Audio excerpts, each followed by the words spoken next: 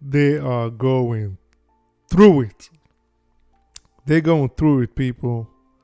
It's like withdrawal season out there. It's like a crackhead relapsing, like a heroin addict. Straight junkie season. They're going through it. It's been, 5 days since Ngannou established dominance as the baddest man on the planet in combat sports, period. And some people still cannot get over it. Like, it still hasn't clicked in certain people's heads. Eventually, it will.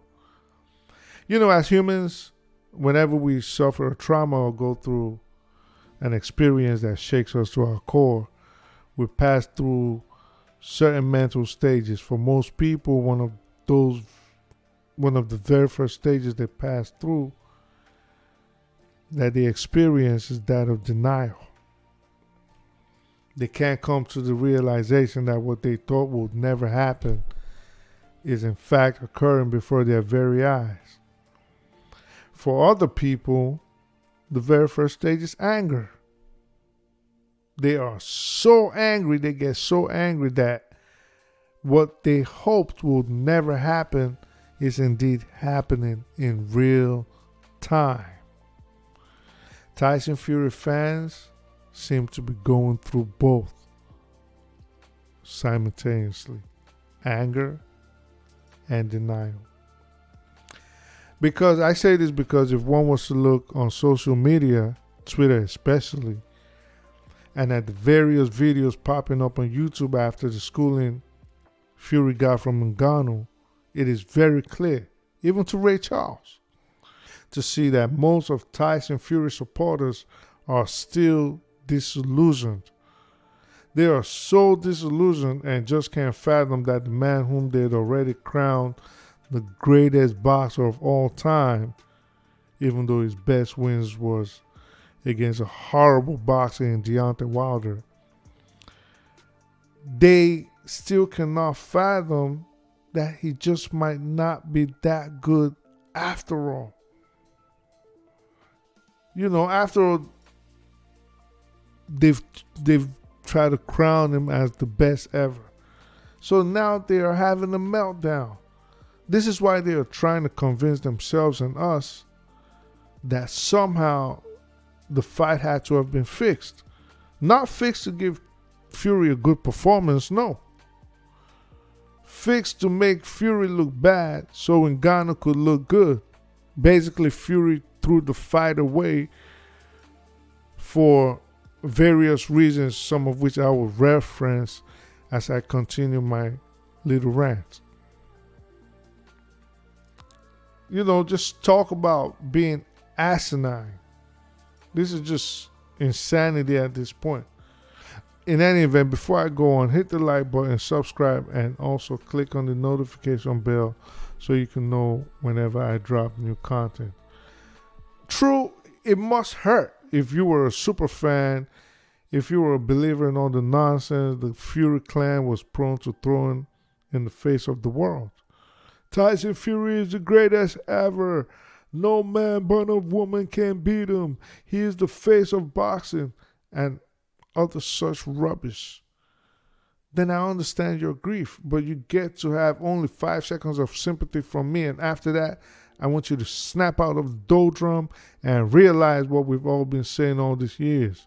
Tyson Fury is a good pity-patter boxer. Tyson Fury is funny. Tyson Fury is entertaining, or like Francis Ngannou severally referred to him as, a buffoon, a clown. But beyond the good jabs and the snide remarks, Tyson Fury, if it wasn't 2023, he would be complete garbage, basura. Tyson Fury, outside of the buffoonery, wasn't much else. If it wasn't 2023, matter of fact, if it was a different era, Tyson Fury would be nothing other than journeyman like his father, John Fury, whom I actually do happen to like. I like John Fury a lot. Aside his constant buffoonery like his son, I guess the apple doesn't fall too far from the tree. And yes, people, I do understand whenever he does his pre-fight idiocy in front of the cameras, I understand it is to promote his son's fights, put more money in their pockets, and sell more pay-per-views. So I do get it. But aside from that, I do find John Fury to be likable and to be a very honest man. I think he's a very honest man. I think him and Peter Fury and also Tommy, I think those three, sometimes to their own detriment, they speak the truth, which is something Tyson always finds so hard to do. Tyson Fury, that is not the real Mike Tyson. So, yeah, I get it, I get why they would be pained. But for people that always say, Tyson Fury was the best, let's not be fooled by all the talk of he's just so big, plus he moves like a middleweight, he's 6'9", 270 pounds. That's why people... Listen, first of all, let me cut myself. Tyson Fury is not anywhere close to 6'9". Not even close. 6'6" might be his actual height. So let's forget the tall tales and half-truths. Second, let's be real. If Tyson Fury did not have the protection of his fans, who sometimes try to make events surrounding him a race issue, if he did not have the protection of the WBC and unscrupulous promoters like Frank Warren and Bob Arum, Tyson Fury would have been canceled a long time ago. By the way, I'm going to do a video on the hypocrisy of people like Bob Arum, Gareth A. Davis, and Frank Warren accepting Saudi Arabia money after criticizing the Saudis and the Middle East for years, almost the same thing. especially when Anthony Joshua then, and Eddie Hearn were out there staging events and performing, doing shows out there. But yeah, if not for the protection Fury got over the years, he should have been ostracized, banned, canceled, and rightfully so.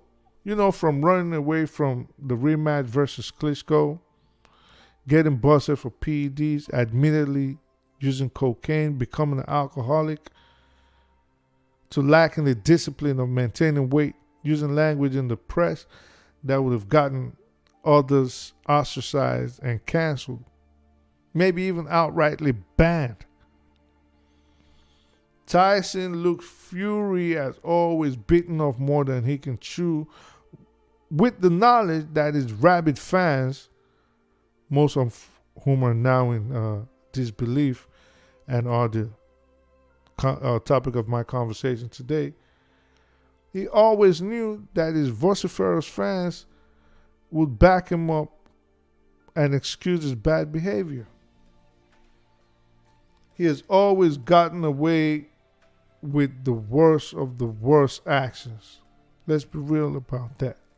Can you imagine if Joshua or Wilder popped dirty or started using cocaine or openly were drunk in the streets and kicking cabs? And can you imagine what would happen to their career? So personally, for me, what used to irk me the most about Tyson Fury was that he was just such a liar, and disgustingly so. I know he was trying to get the bread and he would try to use Joshua's name to promote himself. I kind of get it, but when he would outrightly tell lies, I just used to be disgusted. But he knew he could get away with it because his fans, just like himself, were always willing to bend the truth. Tyson Fury was an even bigger liar than Deontay Wilder and his emails and his $50 million in the bag. Yeah. Before I forget, shout out Unemployed Al Heyman, PBC, Showtime, and Steve Espinoza. So now the emperor has no clothes and has been exposed naked in front of the world, yet there's a shameless segment of his supporters that are now trying to convince the rest of us that somehow Tyson Fury felt it was fun to get pounded by the monstrous power that is in Ngannou's hands. He just somehow agreed to get clubbed in the head and laid on the floor. For what? Asinine excuses.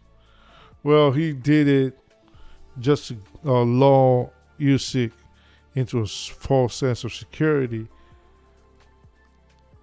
before demolishing him on the 23rd of December, a date which any discerning mind knows Fury's battered ego will never in a million years accept. He's not going to honor that date.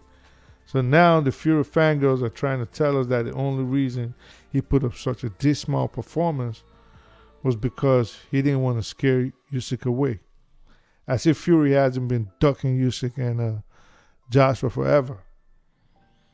I want, a thought came to my mind. I really wonder how people like Garrett A. Davis have been sleeping since that night.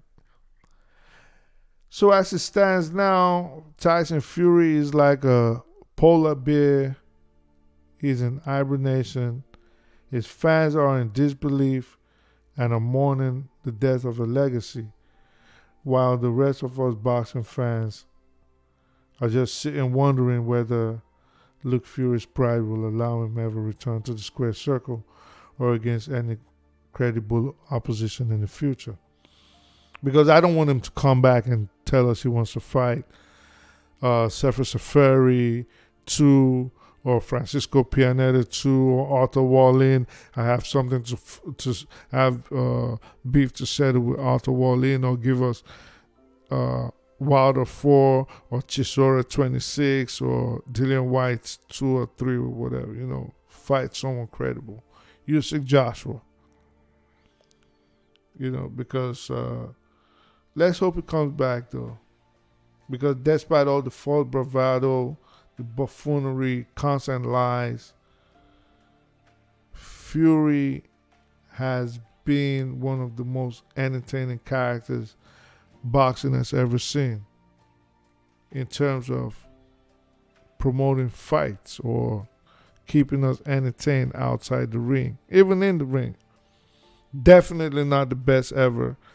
Definitely not top 20. Definitely not top 50. I always say, I can name 99 heavyweight boxers that will be in the top 100 before Tyson Fury comes up, because you cannot tell me he's better than Muhammad Ali, Joe Louis, Jack Johnson, Archie Moore, Rocky Marciano, Ezra Charles, Max Baer, Sonny Liston, Larry Holmes. There's just so many boxers I can just keep naming before Fury even comes in the picture. But yeah, in any event, let me not keep going with the rant. Hope Fury fans get better soon. They are in a meltdown. They are online trying to do damage control. It is not working. Even King Fury himself is hiding. So I do not know what these peons are trying to convince us about. But in any event, hit the like button, subscribe. Feel free to drop a comment. Till next time, peace.